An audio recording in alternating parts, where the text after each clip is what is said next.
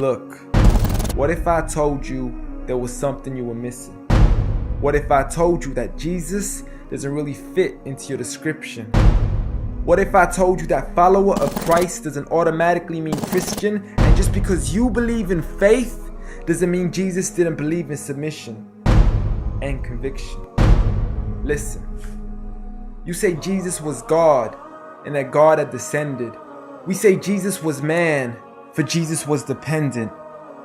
Our God is all great and cannot be comprehended. You say that God was murdered, or do you believe that he pretended? See, God gave us brains and God gave us logic, but I guess God wanted us to use them in everything else except for this topic. It's like wearing a cross and proclaiming that you love Jesus, when if God was murdered on the cross really shouldn't please us. I mean, would you be wearing an axe if it was used to chop your mother up into pieces? See, this is what happens when you believe in faith, but fail to believe in reason. See, we used to worship the Creator until Satan turned us to the creation. We began to worship the people and neglect the one who made them. We began to believe that God had died, but how could a God even be created?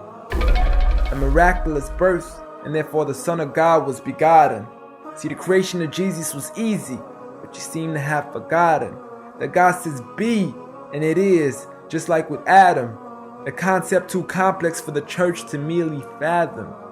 But he was the creator of the universe, for all we know, even more.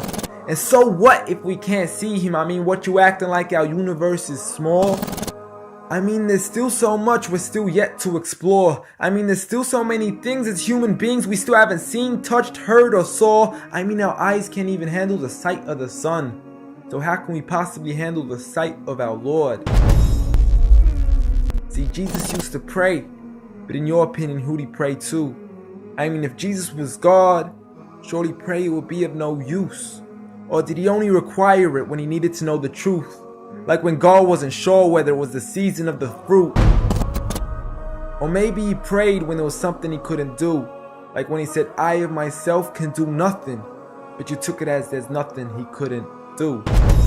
See, no one used to worship Jesus, so ask yourself, why do you? A concept so straightforward, but has left so many confused. See, Jesus preached one God, but the church has failed to practice. And I mean, you don't have to be that dumb to know that 1 + 1 + 1 equaling 1 isn't necessarily going to give you a pass in mathematics. See, the church said 3, when Jesus said 1. Jesus said God, when the church said Son. Jesus never said worship me, rather he said pray. But you've chosen to worship Jesus despite everything he used to say. You began to think with your emotion and forgot to think with your mind. I guess you didn't pay attention when Jesus says our Father, yet never says mine. You claim to be a follower of Christ, yet you still choose to eat swine. And you call yourselves Christians, but in your churches you're busy drinking wine.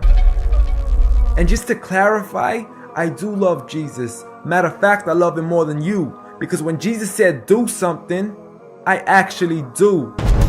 However, I'm not connected with the church nor with the Bible. See, I love Jesus as my prophet, but refuse to worship him as an idol, just like he wanted and proclaimed it as sin. So it doesn't really matter if they don't let him in, because Jesus wouldn't even want to be in the presence of people worshiping an idol of him. An act of God, bolt of lightning went straight through the outstretched hand of Jesus. This cannot be a coincidence. Before I move on, there's something I need to mention. The worshiping of Jesus is a man-made invention.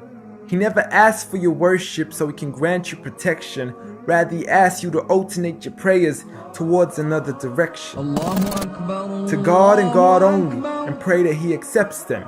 And know that just because you love Jesus doesn't mean he feels the same way about your affection.